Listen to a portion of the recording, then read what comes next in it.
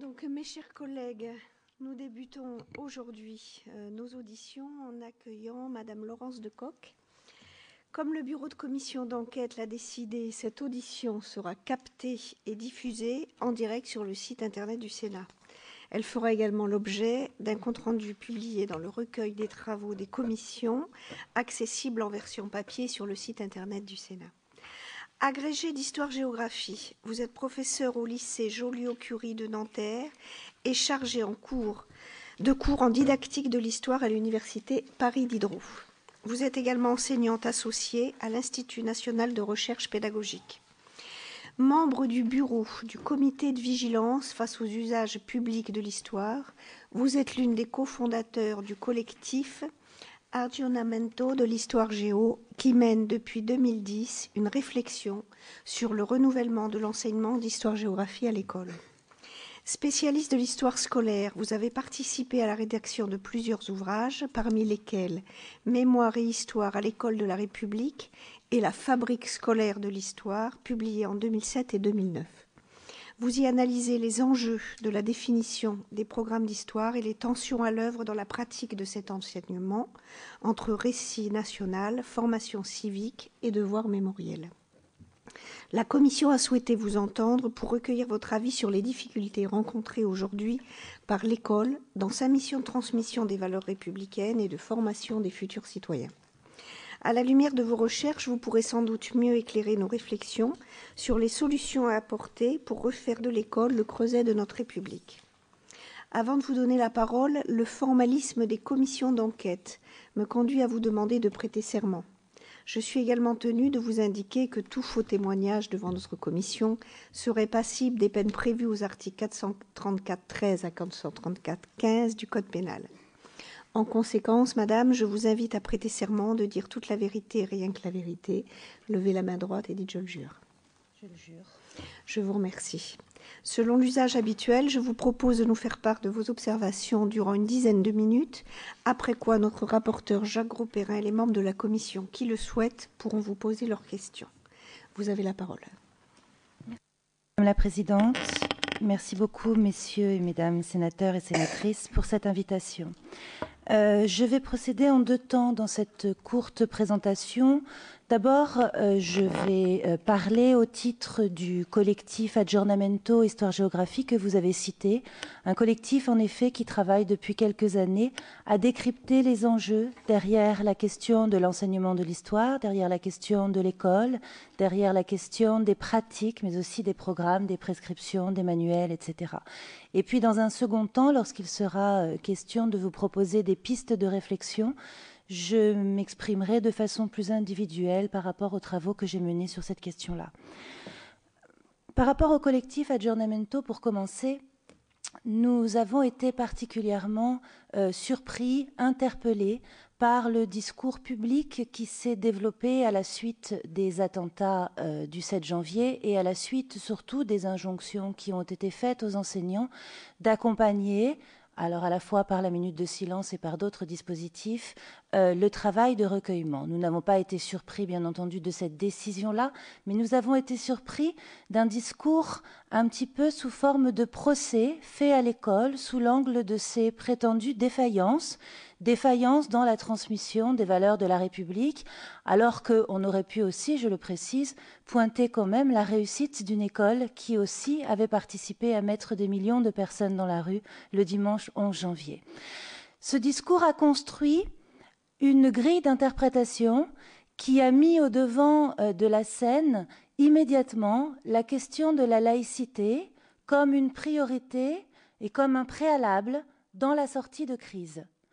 Nous, dans notre collectif Aggiornamento Histoire-Géographie, nous ne sommes pas tout à fait en accord avec ce diagnostic. Nous avons de notre côté, du coup, immédiatement fait remonter une soixantaine de témoignages qui font entrer dans la boîte noire des classes, une soixantaine de témoignages de collègues qui ont fait part de la manière avec laquelle s'étaient déroulées les séances immédiatement après Charlie. Ces témoignages montrent en effet de très graves difficultés, mais aucune n'est inhérente à la question de la laïcité ou à la question du rapport à la République. Ces témoignages, j'y reviendrai si vous le souhaitez, montrent d'abord une énorme angoisse des enfants une énorme angoisse des enfants, évidemment parce que de toute façon c'est quelque chose d'angoissant de vivre ce qu'ils ont vécu, hein, comme tout le monde, comme nous, et une énorme angoisse aussi d'être immédiatement ciblés comme les responsables de ces drames, ou en tout cas les successeurs potentiels de ce qui pourrait se passer. Ça, c'était le premier constat, et nous avons dû gérer des véritables phénomènes de peur, y compris immédiates, hein, des accompagnements quasiment psychologiques d'élèves vraiment traumatisés. Le deuxième constat, et lui est un constat beaucoup plus structurel, c'est un constat de, comment dire, d'extériorisation de ces élèves, essentiellement des quartiers populaires. Nous travaillons beaucoup, nous sommes nombreux à travailler dans les quartiers populaires. Extériorisation par rapport à la chose publique, par rapport aux politiques. Nous avons constaté chez nos élèves, non pas forcément une indifférence, ça c'est lorsque c'est, je dirais, le plus positif, mais une défiance, une méfiance vis-à-vis de la question de l'État, vis-à-vis de la question de la chose publique, et une défiance qui, à mon avis, est le tremplin, et c'est déjà bien commencé, vous le savez, à des attitudes et à des postures très conspirationnistes vis-à-vis de quelque chose qui semble, dans leur discours en tout cas, ne pas les concerner. Nous avons donc effectivement un défi qui est très important et qui, à mon sens, va bien au-delà de la question de la laïcité. Ce défi, c'est d'inscrire ces futurs adultes, d'inscrire ces futurs citoyens dans le temps politique et, par rapport à mon travail, du coup, dans le temps de l'histoire. J'en arriverai donc à mon second point et je vais intervenir de façon cette fois plus personnelle. Je ne suis absolument pas dans une logique de déni de la gravité de la situation, vous l'avez compris. Je ne suis pas non plus dans une logique de déni de la gravité que traverse l'école.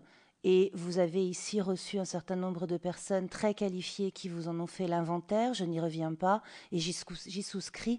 En tout cas, je souscris au blocage de l'école comme ascenseur social. Donc, je précise ici que, évidemment, je ne suis absolument pas en train de plaider pour le maintien de l'existant. En revanche, je vous propose quelques pistes de réflexion qui me semblent faire une sorte de pas de côté par rapport à ce que vous avez déjà entendu depuis quelques mois que vous avez commencé cette enquête. Deux pistes, alors vous allez voir, le terme sera peut-être un petit peu ronflant à vos oreilles, mais je vais essayer de l'expliciter. Deux pistes pédagogiques. La première, c'est ce que j'ai appelé la pédagogie de la désaffiliation. Je vais vous expliquer ce que c'est. Et la seconde, c'est la pédagogie de la critique. La pédagogie de la désaffiliation part du constat que les adolescents sont de toute façon dans un système de multi-appartenance qui confine à des multi-emprisonnements. Et que l'école doit inventer, et l'enseignement de l'histoire, parce que c'est celui que je maîtrise le mieux, doit inventer des manières d'accompagner des processus d'émancipation. Ces processus d'émancipation, c'est-à-dire des processus d'accompagnement d'un apprentissage de la liberté et de l'autonomie raisonnée de penser, ces processus d'émancipation passent par des logiques d'inscription dans la prise de conscience que ces élèves sont des acteurs d'aujourd'hui pour qu'ils puissent se comprendre comme des acteurs de demain. Je vais reprendre l'intitulé de votre enquête et je vais partir de la question des repères. Je ne souscris pas au diagnostic de la perte des repères républicains. En revanche, je plaide volontiers pour la perte des repères politiques et pour la perte des repères historiques. Et les repères historiques, ce n'est pas simplement faire l'inventaire des grandes dates, des grands personnages et des grands événements et les mémoriser. Ça, c'est au contraire valider l'extériorisation du déroulement du temps et du déroulement de l'histoire. Les repères historiques, c'est l'apprentissage d'un raisonnement historique. C'est le fait de se penser possiblement comme un acteur inscrit dans le temps. C'est le fait donc d'avoir la possibilité de cette prise de conscience, de cette capacité d'action, et donc d'avoir accès à des savoirs, et je dis bien des savoirs qui à mon sens sont fondamentaux, d'avoir accès à des savoirs qui montrent que la marche de l'histoire, ce sont les hommes et les femmes qui la font avancer. Et ce sont les hommes et les femmes anonymes. Ce ne sont pas simplement les grands personnages qui ont été validés par, comment dire, la postérité. Ce sont aussi les hommes et les femmes ordinaires. Et nos élèves ont besoin d'avoir accès à l'histoire de ces hommes et femmes ordinaires pour pouvoir aussi se penser au présent et au futur comme des acteurs pour lesquels leurs actes feront sens et ne tomberont pas dans les oubliettes de l'oubli. Ça, c'est la première chose. Ça passe par une pédagogie de la désaffiliation. Vous parlez beaucoup dans vos interventions, Monsieur Gros-Perrin, de la nation et de la patrie lorsque vous auditionnez certaines personnes. Et vous dites que ça a disparu de l'enseignement de l'histoire. Mais la nation et la patrie n'ont pas disparu de l'enseignement de l'histoire. Bien sûr, la patrie, sur le plan terminologique, ce n'est plus un concept qui est travaillé en tant que tel. On ne parle quasiment plus, sauf parfois en ECGS, de la patrie. Mais on parle en revanche énormément de la nation. Et pourquoi pas d'ailleurs. Mais la question, lorsqu'on enseigne la nation, est-ce que c'est de l'enseigner comme une injonction à l'appartenance, auquel cas on n'est pas dans une pédagogie de la désaffiliation, ou est-ce que c'est l'enseigner comme une construction permanente, une construction par des hommes et des femmes qui ont mis du leur, qui ont mis de leurs héritages, qui ont mis de leurs différentes formes d'identité sociale, culturelle, politique, etc. C'est ça la construction de la nation. Et dans ces cas-là, vous n'enseignez pas une nation qui est toujours déjà là, vous enseignez une nation qui est toujours en construction. Et la pédagogie de la critique est évidemment liée à cette pédagogie de la désaffiliation. La pédagogie de la critique, c'est la gageure de demain. Si nous ne réussissons pas à imposer une forme didactique d'apprentissage de l'esprit critique, alors nous laissons prise à la seule critique que connaissent aujourd'hui les adolescents, dans un monde dans lequel la circulation des savoirs, évidemment, ne procède pas uniquement de l'école, nous laissons prise à une critique qui est simplement celle de dire non, c'est faux. Et nous ne laissons pas prise à la place de la vérité à l'école. La pédagogie de la critique, c'est l'apprentissage de la construction raisonnée de l'administration de la preuve. Ce n'est pas donner une preuve, c'est apprendre à la construire. Et si nous ne travaillons pas pédagogiquement cet apprentissage de la construction raisonnée de l'administration de la preuve, alors l'école n'est qu'un lieu parmi d'autres d'une vérité. Et c'est le lieu du relativisme. Alors, est-ce que la laïcité a sa place là-dedans? Oui, bien entendu, comme d'autres contenus d'enseignement, il faut enseigner la laïcité, il faut l'enseigner d'un point de vue historique, il faut enseigner que la laïcité s'est mise en place par le conflit également, que ce n'est pas quelqu'un qui a décidé du jour au lendemain que la laïcité allait s'imposer, que tout le monde a fait « Ah, chouette, nous l'attendions ». Je crois que Jean Bobéro vous l'a bien expliqué, il connaît ça mieux que moi. Il faut donc enseigner que la laïcité s'est construite par le conflit, qu'elle a été contestée, qu'elle a fait l'objet de multiples accommodements, ci et là, en fonction d'identités régionales notamment. Il faut enseigner que la laïcité, c'est un opérateur politique. C'est un opérateur pour vivre ensemble, mais c'est un opérateur aussi pour agir ensemble. Il faut enseigner tout ça, bien sûr. Mais il faut aussi enseigner un mot qui, me semble-t-il, a un petit peu disparu de l'espace public. Ce mot, ce n'est pas celui de la République, mais c'est celui de son pendant, en tout cas je l'espère, et c'est là-dessus que je terminerai, c'est celui de la démocratie. Voilà, merci beaucoup. Merci à vous, et c'est vrai que cette conclusion, le mot démocratie doit être important et bien indiqué dans nos travaux. Monsieur le rapporteur. Merci, Présidente. Merci pour votre intervention, Madame Laurence de Cock. Vous parlez d'énormes angoisses des élèves, mais je crois que la société et les Français sont aussi angoissés de ce qui se passe. Vous nous avez dit qu'il ne faut pas être dans le déni. Je m'interroge quand même à un certain moment sur la position des uns et des autres, parce que à la lecture, suite aux visites que nous avons pu faire, nous nous rendons compte qu'il y a vraiment des difficultés, que l'école n'est pas la seule responsable, bien sûr, nous le savons, mais l'école peut à un moment donné réorienter, aider ou à avoir peut-être de nouvelles pratiques ou de nouvelles organisations. Et puis enfin, en introduction, je n'ai pas dit que la nation et la patrie ne sont pas enseignées, j'ai simplement dit qu'à un moment donné, dans notre histoire de l'enseignement, Nous avons omis d'en parler, peut-être parce que d'autres se sont emparés. Les mots nation et patrie ne sont pas des gros mots. C'est ça que je voulais dire, et je crois que c'est important de raconter une histoire, un récit national, parce que les Français peut-être en ont besoin. Moi, j'ai trois questions. Dans le cadre, la première, dans le cadre de votre projet de recherche sur l'articulation entre la diversité culturelle à l'école et l'universalisme républicain. La première question, c'est est-ce que l'école vous semble-t-elle faire face à des difficultés identifiées dans sa mission de transmission des valeurs républicaines et d'intégration de tous les futurs citoyens à la République, parce que c'est quand même avant tout le rôle de l'école. La deuxième question, c'est vis-à-vis des valeurs républicaines qui sont peut-être pour certains pas assez identifiées ni enseignées donc à l'école. Est-ce que pour vous, les contenus d'enseignement, et bien sûr l'histoire, géographie, mais aussi l'éducation civique, les enseignements de lettres, vous semble-t-il adaptés à la transmission des valeurs républicaines? À ce sujet, on peut s'interroger sur votre réflexion sur les programmes publiés il y a quelques jours par le Conseil supérieur des programmes vis-à-vis de cela. Et enfin, troisième question, est-ce que les enseignants, pour vous, sont-ils suffisamment préparés et formés pour répondre aux interrogations, voire aux contestations du socle de valeurs républicaines? S'il vous plaît. Vous voulez que je réponde aussi, s'il vous plaît? Merci pour vos questions. Je vais mêler la première et la troisième parce qu'évidemment elles se répondent. Est-ce que l'école fait face à des difficultés dans sa mission d'intégration et est-ce que les enseignants sont bien formés? Je pense qu'il y a une lacune fondamentale dans la formation des enseignants et cette lacune, c'est l'histoire de l'école. Et c'est l'histoire de l'école de la République.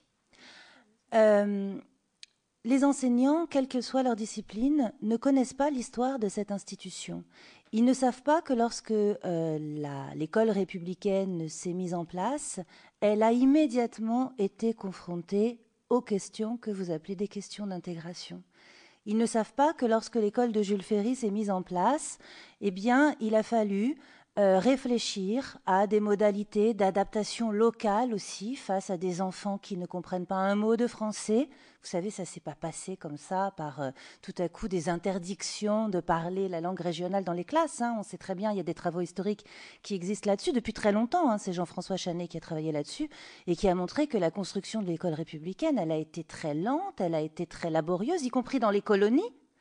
Elle a nécessité des adaptations locales à des réalités tout simplement de diversité. Donc la question que vous posez de faire face à la question de l'intégration et la question de la diversité, c'est une question par essence de l'école républicaine. L'école républicaine par essence est en prise avec ce paradoxe de construire un projet commun avec de la différence. À aucun moment de son histoire, il y a eu un complet consensus autour de ce projet et surtout autour des méthodes à mettre en place pour pouvoir y parvenir.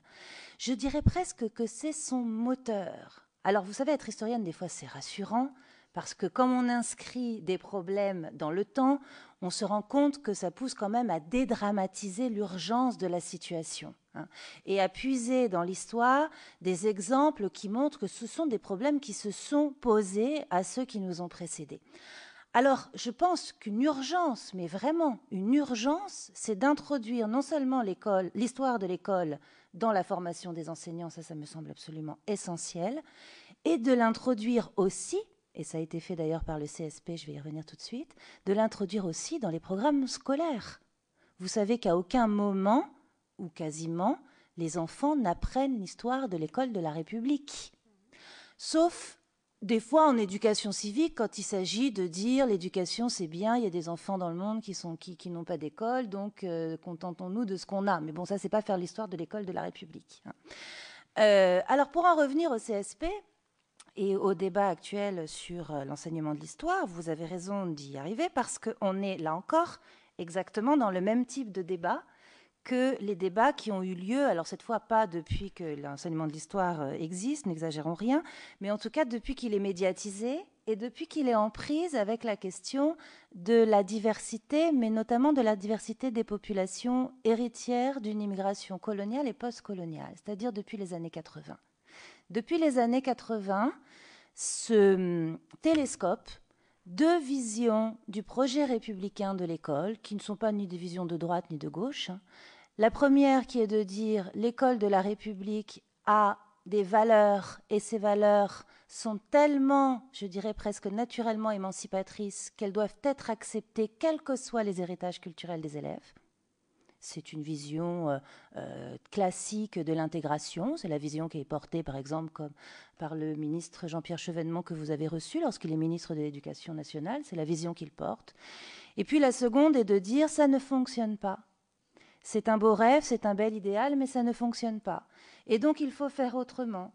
Et donc il faut prendre acte que les populations qui sont aujourd'hui les populations d'élèves, les enfants qui sont aujourd'hui sur les bancs de l'école en France, sont des enfants qui ont de multiples héritages, qui ont de multiples appartenances, et qu'ils arrivent avec. Et qu'on est effectivement dans une société qui est une société dans laquelle, c'est ce que Boltanski appelle la société critique, qui est une société dans laquelle les citoyens réclament d'être entendus, réclament d'être reconnus.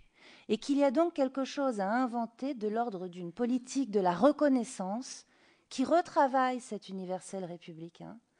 Et du point de vue de l'histoire, ça veut dire aller se saisir de ce qui existe aussi ailleurs et montrer à tous les élèves de France, pas simplement aux Africains, faire l'histoire de l'Afrique aux Africains, évidemment, je caricature, mais montrer à tous les élèves de France que la définition de soi ne passe pas uniquement par la circonscription de frontières hexagonales. Elle passe aussi par la connaissance de ce qui se passe ailleurs, elle passe aussi par la connaissance de ce qui se passe dans le monde, elle passe aussi par la connaissance des mobilités de populations, des populations qui ne se sont pas toujours entendues. Ça me fait sourire, cette vision irénique de la tolérance religieuse. Non, ce n'est pas vrai. Historiquement, ce qui se passe, c'est que des cultures se font la guerre, éventuellement, des populations se font la guerre, et des populations en même temps commercent et échangent culturellement. C'est ça la réalité des sociétés. Voilà. Et tout ça, il faut le connaître. Il faut connaître, en effet, des mondes, des espaces, des histoires de monde, des histoires d'espace qui ne soient pas simplement l'histoire de France ou l'histoire un peu fantasmée d'une France qui a toujours réussi à intégrer la différence. Alors, de ce point de vue-là, les programmes du CSP, vous l'avez peut-être suivi, moi, je les soutiens. Et j'espère qu'ils seront politiquement soutenus. Je les soutiens parce que ce sont des programmes, alors je les soutiens pour des raisons pédagogiques, mais ça c'est une autre question.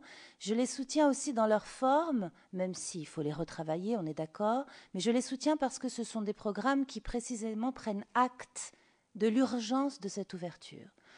Et ils en prennent acte de façon courageuse, c'est vrai, parce qu'il est vrai qu'affirmer que la traite et l'esclavage est une question obligatoire, c'est une position courageuse, c'est une position qui corrige en quelque sorte quelque chose qui n'était pas aussi clair avant, et c'est une position franche et politique, et je trouve que c'est bien de le souligner, voilà, je suis assez en accord avec ça.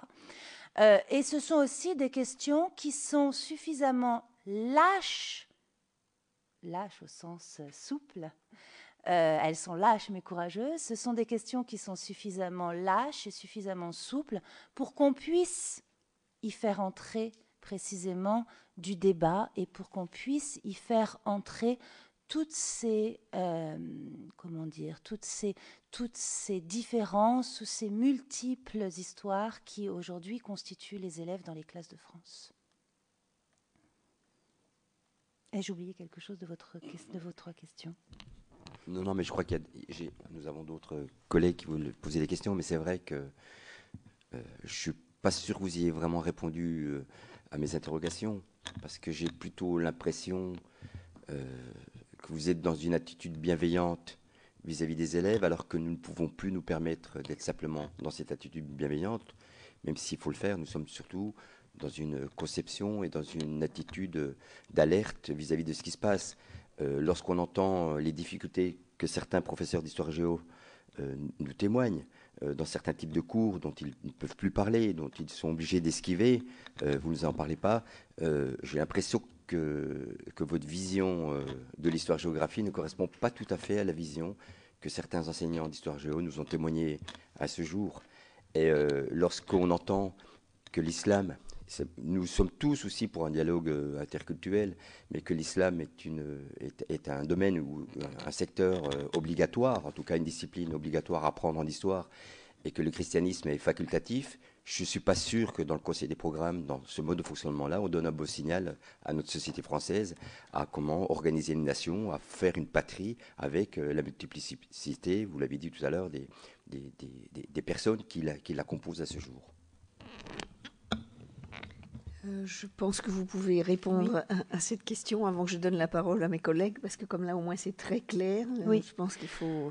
Sur la question de l'islam, Monsieur Gros-Perrin, les programmes sont très clairs. L'histoire du christianisme est obligatoire en 6e, l'histoire de l'islam l'est aussi. Il n'y a absolument aucune ambiguïté sur ce point. En revanche, je m'interroge sur une société et sur des discours politiques et des discours médiatiques qui immédiatement se saisissent de cette question-là pour la détourner, pour la falsifier et pour, encore une fois, fabriquer un problème avec le même type de population qui est depuis quelque temps vraiment en ligne de mire dans les processus de stigmatisation. Je trouve que ça m'interroge énormément. Pour le coup, ça m'interroge et ça ne me donne pas très envie d'être bienveillante, si vous voulez, vis-à-vis en tout cas de ces discours-là. Ça m'interroge parce que c'est basé sur du mensonge. Alors, je veux bien que les programmes soient difficiles à lire, et là-dessus, le CSP a peut-être, et sans doute d'ailleurs, commis une erreur de lisibilité, et je crois qu'ils en sont désormais conscients.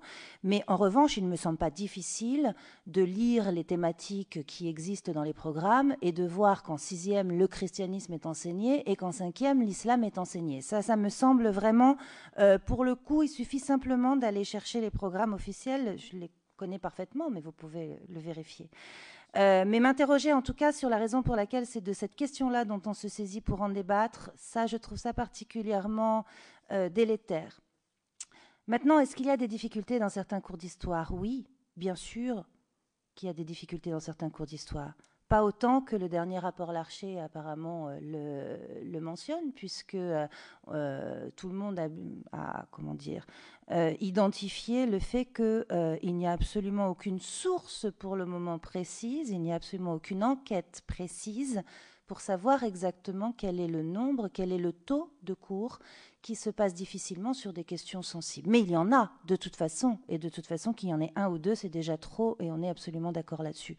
Et on est aussi un certain nombre, dans le collectif Aggiornamento Histoire-Géographie, à avoir parfois des difficultés à enseigner. Mais vous savez, enseigner, ça s'apprend, et quel que soit le contenu d'enseignement avec lequel on se débat parfois, on peut avoir des cours qui, en effet, dérapent. Oui, bien entendu, il y a des quartiers dans lesquels c'est très difficile de faire cours. Il y a des cours qui dérapent. Ce n'est pas toujours les cours auxquels vous pouvez vous attendre, d'ailleurs. Hein. Ça peut être aussi des cours sur des choses tout à fait neutres, sur la révolution industrielle.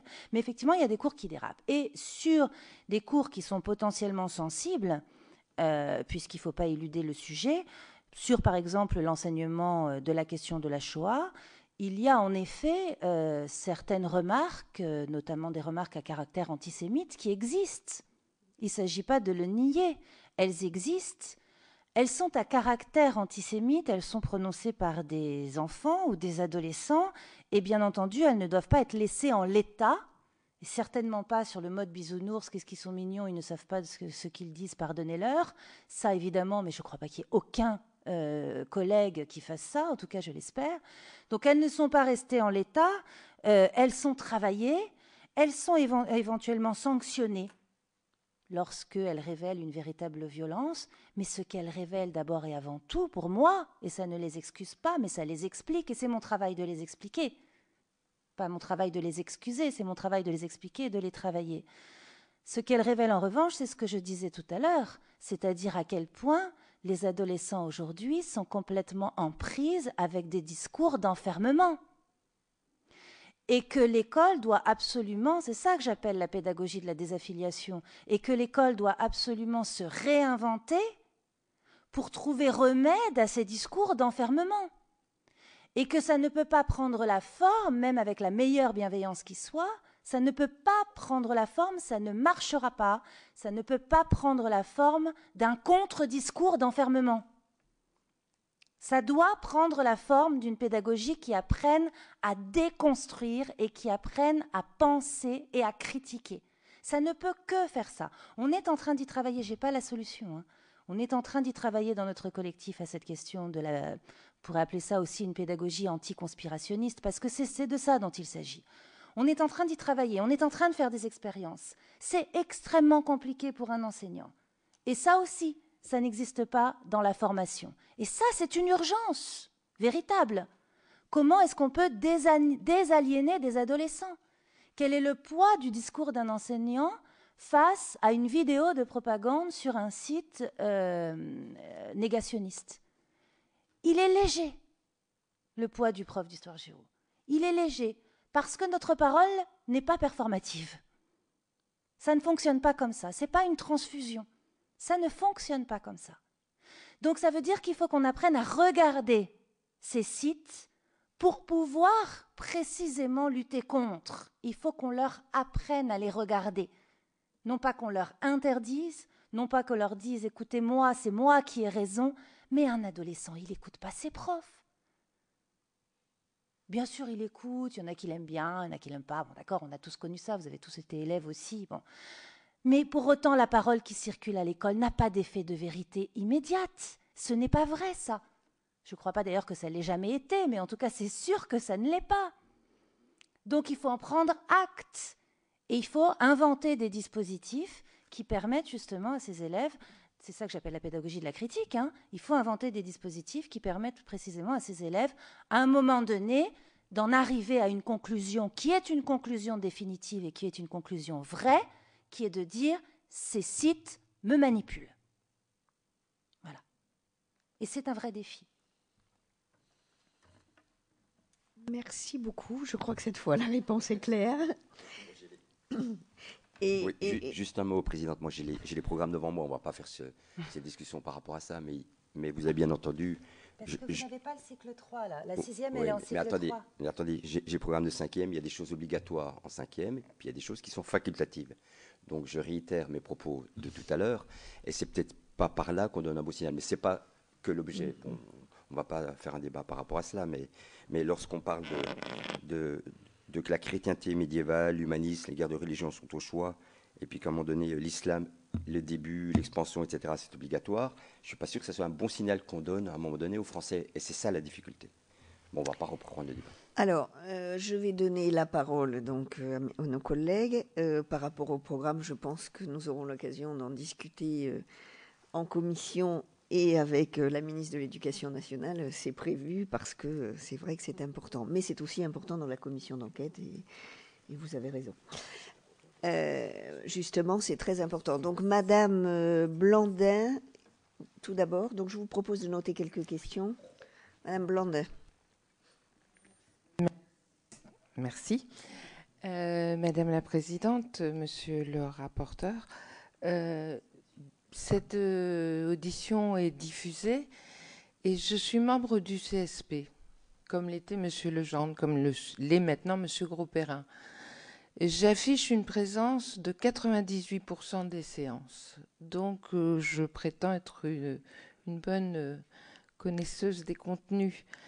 Et j'affirme que cette polémique sur l'obligatoire de l'islam et le facultatif de la chrétienté est un gimmick répété à partir de quelqu'un de malfaisant que je n'ai pas encore identifié, puisque l'enseignement du judaïsme et l'enseignement de la chrétienté sont obligatoires dans un des cycles et que l'année suivante, l'islam est présenté comme également obligatoire et que ce qui est prétendu être mis une chrétienté facultative n'est que la place de l'Église dans le rural, ou bien les Carolingiens et l'Empire byzantin, etc.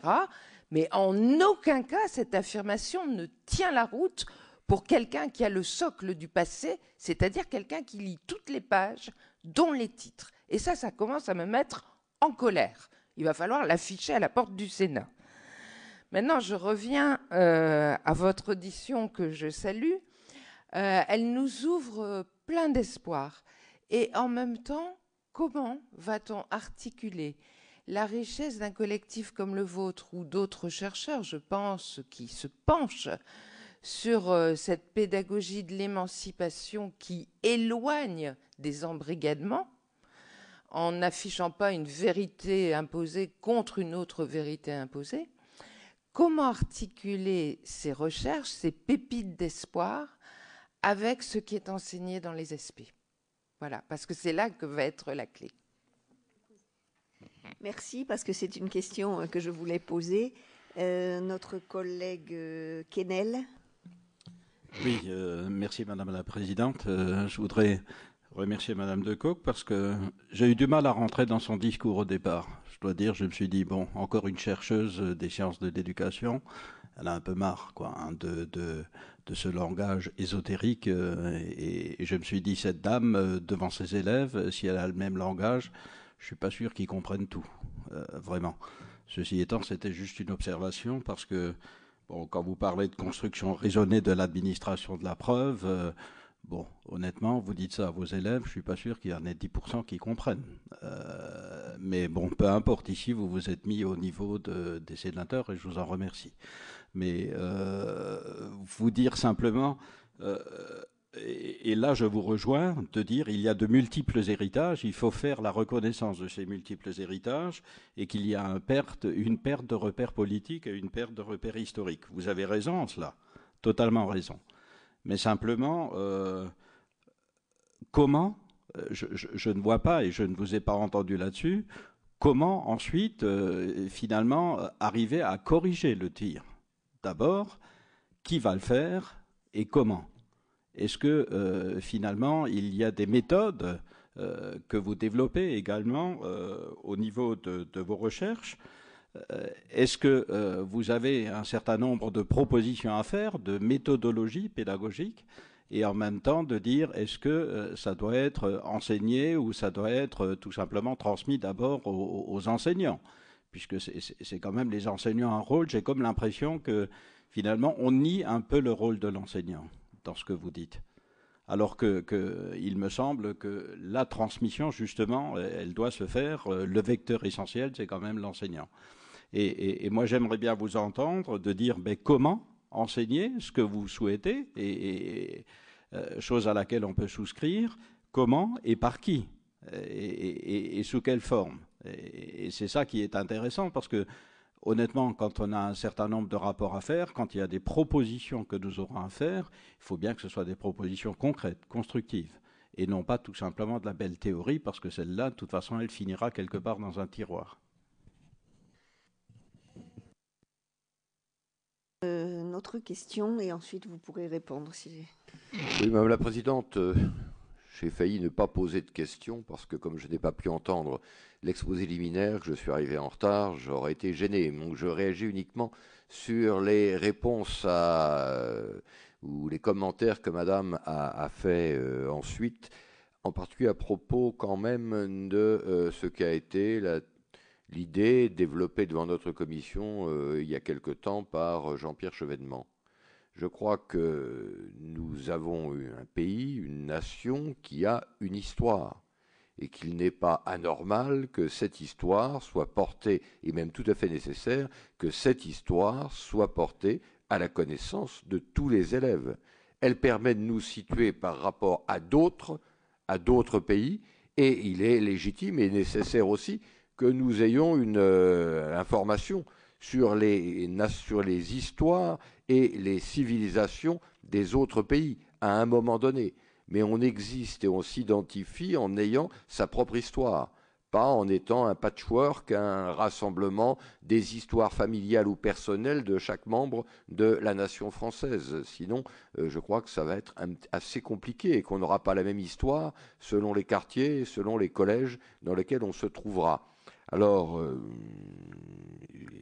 comment voyez-vous la capacité à faire comprendre à nos élèves et à apprendre à nos élèves ce qu'a été chronologiquement et dans sa diversité l'histoire de notre pays, à partir aussi y compris de ces pages les plus noires. Il n'est pas question évidemment de ne pas parler de l'esclavage ou de moments comme ceci. Pourquoi pas? Ils sont un élément parmi d'autres. Le blanc et le noir font partie de notre histoire comme de toutes les histoires. Comment faire pour expliquer aux élèves et par quelle pédagogie leur faire comprendre que ces moments-là même s'ils peuvent les choquer à cause de leur histoire familiale, ils doivent les connaître aussi et qu'ils font partie de ce qu'ils doivent savoir s'ils veulent entrer véritablement et être de plein pied dans la communauté nationale. Si vous voulez bien répondre.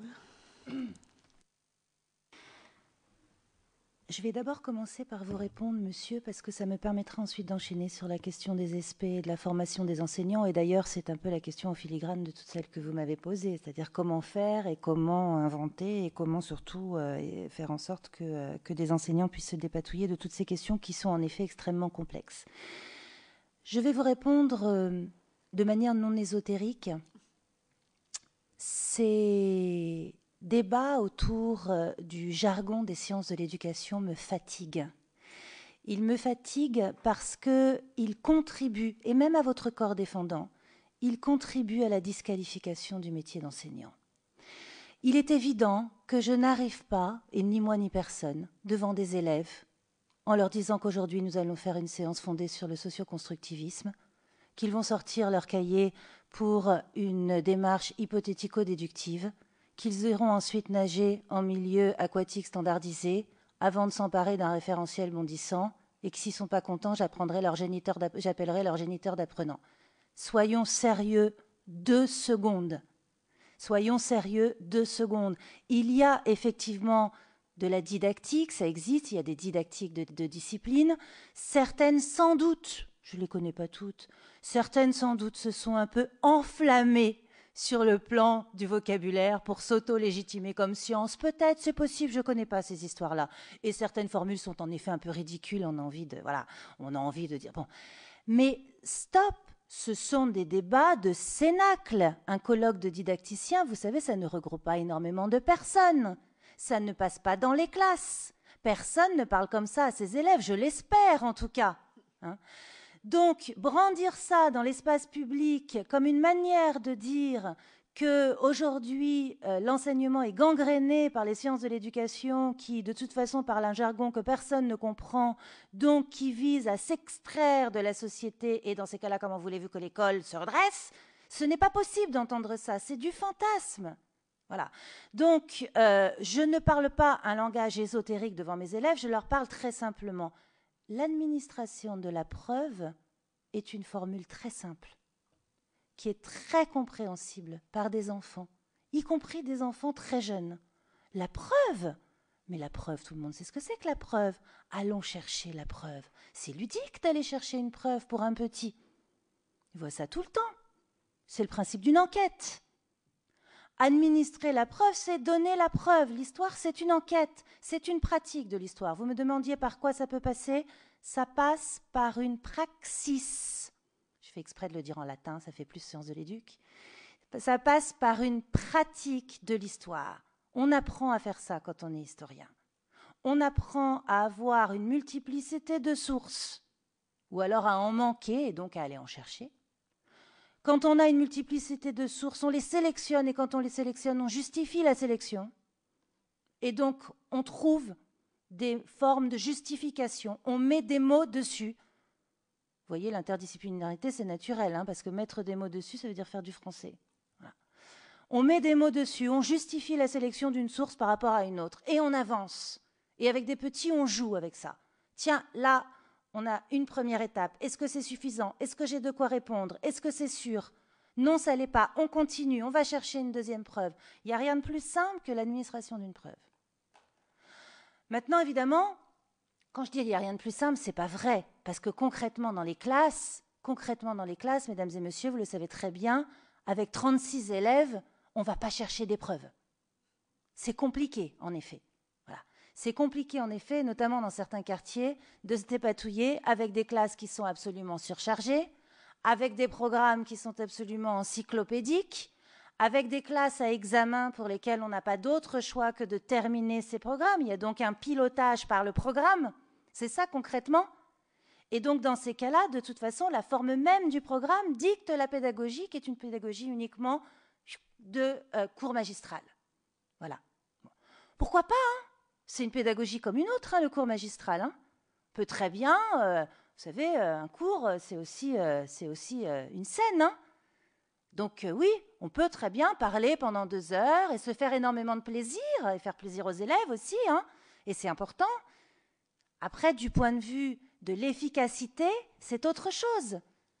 Vous savez, le métier d'enseignant, c'est un métier qui est compliqué parce que c'est l'un des rares métiers pour lesquels on n'a pas d'efficacité directement mesurable. C'est très frustrant pour un enseignant. Et il y a beaucoup d'enseignants qui sortent de cours en disant « Chouette, ça c'est un bon cours, ça a été vraiment bien », parce qu'ils sont contents, parce qu'ils se sont fait plaisir. En réalité, on ne sait pas ce que c'est un bon cours. Et même des élèves qui se sont fait plaisir, on a tous eu la surprise le lendemain de voir qu'en réalité, ils n'avaient rien compris à ce qu'on avait essayé de leur expliquer. Bon. Donc tout ça, c'est la magie de ce qui se passe dans les classes. Pardon, monsieur ? Peut-être. Peut-être. Mais peut-être, du coup, devrait-on réfléchir à d'autres formes de pédagogie politique dans l'espace public. Mais c'est une autre question et je serais bien en peine d'en parler. Sur la question, ce que je vous dis là, en fait, et ce que je vous dis avec des mots simples et qui à la fois relèvent d'évidence, ce sont malheureusement des questions qui ne sont pas formulées par les jeunes enseignants qui arrivent dans les classes. Ce sont des questions qui ne se sont pas posées. C'est pas de leur faute, hein, c'est normal. Ils n'ont pas été formés à se les poser. Le précédent gouvernement, de toute façon, a carrément supprimé la formation des enseignants, donc comme ça au moins c'était très clair. Quel message, vous parliez de message adressé à la société, quel message adressé à la société que de supprimer la formation des enseignants et de montrer aux informations qu'on les recrute en 15 secondes chez Pôle emploi. Quel message sur le rôle de l'enseignant, sur sa place. Ça nous fait du mal tout ça, vous savez. Il faut être très très vigilant par rapport à l'image que les débats publics fabriquent de l'enseignant. Ça nous fait énormément de mal. Moi, j'ai vu des élèves dans des collèges dire, de toute façon, madame, quand j'ai débuté, ça fait 15 ans que je suis à Nanterre, donc je ne suis pas dans un déni de réalité des conditions difficiles dans certains quartiers. Quand j'ai débuté et que je suis arrivée dans un collège, qui était le collège le plus difficile de la ville de Nanterre, les élèves m'ont dit, de toute façon, madame, dans 15 jours, vous n'êtes plus là. Parce que c'est nous qui décidons les profs qu'on garde ou ceux qu'on ne garde pas. En réalité, ce n'est pas eux, c'est juste qu'ils avaient des vacataires qui restaient 3 mois. Alors, au bout de 3 mois, les vacataires, ils partaient. Alors, les élèves disaient, celui-là, on a encore réussi à l'avoir. Voilà. Et comme aux informations, effectivement, on leur montrait que les profs, de toute façon, pouvaient les recruter comme ça, en claquant des doigts chez Pôle emploi, évidemment, ça donne une image absolument délétère des enseignants. Allez voir ce qui se passe en ce moment à Saint-Denis. Allez voir dans les écoles primaires comment sont recrutés les enseignants. Allez voir des enfants de 7 ans qui en sont à leur 9e enseignant. On est au mois de mai. Quand je dis enseignant, je veux dire 9e personne devant eux qui font qu'ils ne sont pas dehors. Ça, c'est catastrophique. Voilà. Donc oui, s'il y a bien une priorité, c'est penser à la formation des enseignants. Alors vous me parliez de la question des SP. Ce n'est pas simplement dans les SP. C'est dans tout le cursus universitaire qu'il faut introduire, et même quasiment dès la L1. C'est dans tout le cursus universitaire qu'il faut introduire des modules, je ne sais pas comment appeler ça, des unités d'enseignement, qui soient des unités d'enseignement de sensibilisation, des unités de sensibilisation aux questions de l'enseignement. On le fait d'ailleurs à Paris 7. Moi, cette année, pour la première fois, j'ai des L1 et des L2. Alors, je ne les ai pas beaucoup, je les ai 3 heures tous les 15 jours, mais c'est tout simplement des cours où on apprend à se poser des questions de prof. Des questions très simples, je ne les assomme pas avec du jargon. Je leur apprends simplement à mettre la main dans le cambouis. Tiens, vous sortez de l'école. C'est drôle, vous allez passer de l'autre côté du bureau maintenant. Voilà, vous allez regarder ce que c'est. Qu'est-ce que c'est un manuel scolaire? Qu'est-ce que c'est qu'un cours? Ah mon Dieu, mais il s'arrache les cheveux. Mais ça prend autant de temps de préparer un cours? Ben oui. Voilà, c'est ça la sensibilisation aux questions de l'enseignement, pas au métier, aux questions. Parce qu'un enseignant, pour pas qu'il s'ennuie et pour pas qu'il soit en échec, il faut que perpétuellement il se pose des questions. Voilà. Et qui sont celles que je suis en train de me poser avec vous ici. Donc ça ne commence pas l'année de la préparation du concours, tout ça, ça doit commencer bien avant. Maintenant, sur le plan de la question de la discipline, parce que là, je ne suis pas science de l'éduc, je suis historienne. Je suis historienne et je pars du principe que pour bien enseigner une discipline, il faut la maîtriser. Il faut la maîtriser épistémologiquement. On a je suis aussi au jury de concours, donc je vois aussi comment arrivent les futurs enseignants. Je suis au jury de CAPES. On a des enseignants, des futurs enseignants qui arrivent et qui ne connaissent pas l'histoire de la discipline, par exemple. Ce n'est pas possible de ne pas connaître l'histoire de sa discipline. Je veux dire, un artisan, s'il ne connaît pas sa matière première, il ne réussit pas ses meubles. Ce n'est pas possible de ne pas connaître l'histoire de sa discipline, comment ça s'est constitué, l'histoire scolaire. Vous parliez tout à l'heure, monsieur, vous n'avez pas dit le mot, mais vous parliez un peu d'une logique de roman national. C'est vrai que pendant un moment, c'est une forme scolaire de l'histoire qui a présidé à son enseignement. Certains ne le savent pas. Pourquoi ça change? Pourquoi certains thèmes arrivent et d'autres partent? Qui ne connaissent pas l'épistémologie de leur discipline et qui ne se sont pas interrogés une seule seconde sur les modalités de sa transmission. J'aimerais, comme vous peut-être, qu'il suffise d'enseigner l'histoire des rois pour que les élèves apprennent, comprennent, retiennent l'histoire des rois et qu'ils arrivent à en faire quelque chose. Mais ça ne marche pas. Ça ne fonctionne pas comme ça. Ça ne fonctionne pas comme ça. Le cours uniquement de transmission d'un récit n'a pas d'effet performatif. Ça ne veut pas dire qu'il ne faut pas le faire, qu'il n'est pas intéressant, qu'il n'est pas bien, etc. Mais ça ne fabrique pas une immédiate adhésion. Ça ne marche pas comme ça. Et pourquoi? Eh bien, beaucoup de gens ont travaillé sur la raison du pourquoi, mais peut-être faudrait-il aller lire aussi leurs travaux. Je suis d'accord qu'il y en a qui sont difficiles d'accès. Mais il existe plein de travaux de sociologie de l'éducation, de didactique de l'histoire, d'histoire, de l'enseignement de l'histoire. Il y en a plein des travaux qui existent. Vous savez, l'école, les travaux sur l'école, ce n'est pas simplement des sommes de témoignages.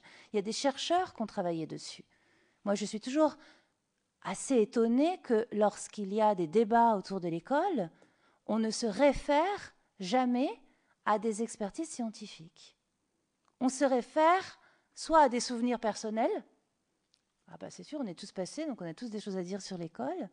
Enfin, personne ici n'entre dans une boulangerie pour donner des recettes aux boulangers sur comment faire une baguette de pain. Oui, vous pouvez changer de boulangerie, mais... Ben oui, mais tout le monde ne peut pas changer d'école en France. C'est le problème de la carte scolaire, c'est le problème de l'absence de mixité scolaire, c'est plein de problèmes. Je ne suis pas certaine que ce soit le problème du monopole, mais c'est une autre question. Et juste pour en revenir à l'enseignement de l'histoire sous Jean-Pierre Chevènement. Il me reste juste quelques minutes. Lorsque Jean-Pierre Chevènement est devenu ministre en 1985, il avait en face de lui deux options pour refaire les programmes d'histoire. Il avait deux options. La première, c'était celle qu'il avait commandée, lui, à un historien du Maghreb qui s'appelait Jacques Berck et qui a fait un rapport qui s'appelle « L'école et l'immigration ». Et il avait une seconde option qui était une option qui était plutôt portée par quelqu'un comme Claude Nicollet, par exemple. Ces deux options étaient deux options de gauche. Et rejoignez ce que j'ai dit dans ma présentation, mais vous ne l'avez peut-être pas entendu, rejoignez les deux options justement pour résoudre cette question du rapport de la République à la diversité. Jacques Berck avait fait des propositions pour l'enseignement de l'histoire, qui n'était pas de dire n'enseignons plus l'histoire de France, et d'ailleurs personne ne le dit. Il avait fait la proposition d'introduire des contenus d'enseignement qui montrent à quel point la constitution de l'identité française s'était faite par la rencontre de populations qui étaient des populations mobiles, qui avaient chacune apporté des cultures différentes et qu'il y avait eu construction de cultures, on pourrait dire aujourd'hui des cultures métissées, de cultures un peu hybrides. Voilà.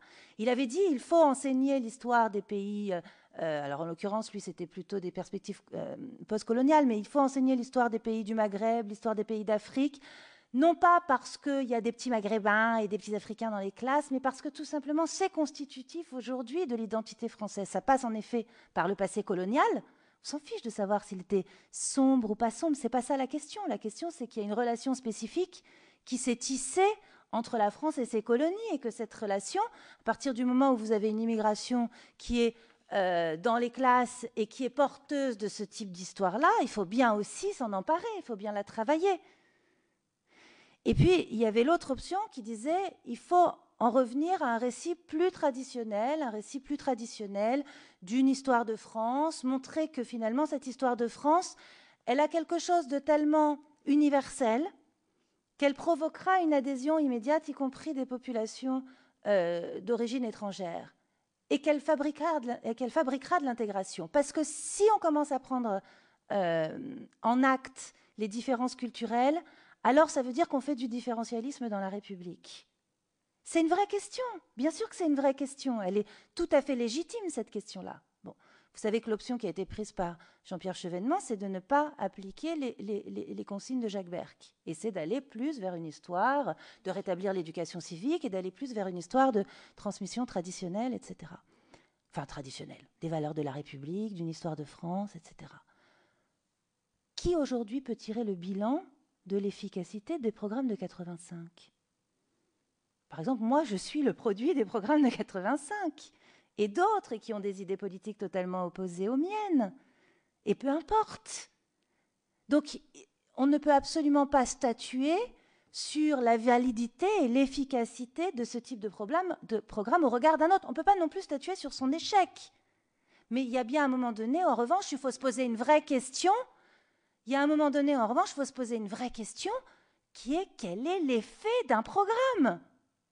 L'effet d'un programme ne correspond pas à l'intention qui a présidé à son écriture.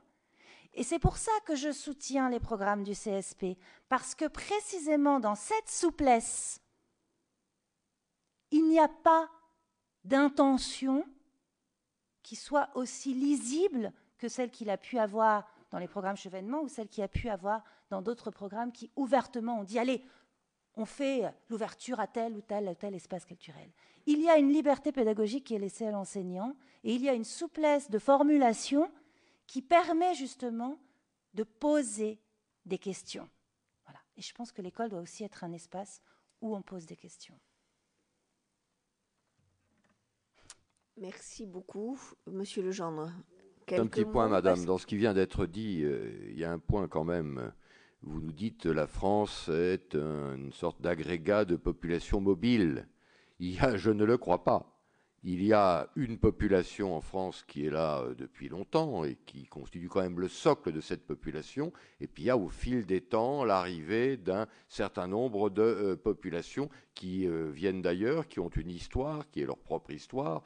Il est sans doute bon de savoir aussi ce qui s'est passé ailleurs et ce dont ces populations sont issues. Et c'est important et de leur permettre aussi d'en avoir la connaissance historique. Mais ça ne peut pas non plus se faire au détriment de l'existence.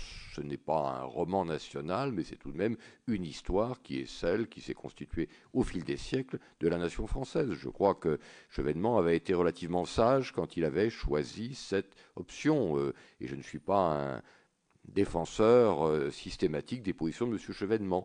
Mais voilà, je tenais quand même à le rappeler. Mais s'il s'agit de plaider pour un enseignement de l'histoire de France, la réponse est oui. Et il y est encore dans les programmes, évidemment, mais il ne disparaîtra jamais. La question, c'est France. Qu'est-ce qu'on met dans la France ? Je pense qu'il faut pluraliser cette question. La nation, ça n'a pas été toujours déjà là, et la France non plus. Donc il faut la pluraliser. On pourra en débattre pendant des heures, madame. Oui. Alors je vais me permettre de conclure parce que nous avons tenu le temps et je pense que nous aurions plaisir, madame, dans d'autres circonstances peut-être à vous recevoir et à relancer le débat ou à le continuer. Parce que c'est vrai que votre conclusion n'est pas une conclusion, on a envie de continuer. En tout cas, merci beaucoup. Merci à vous.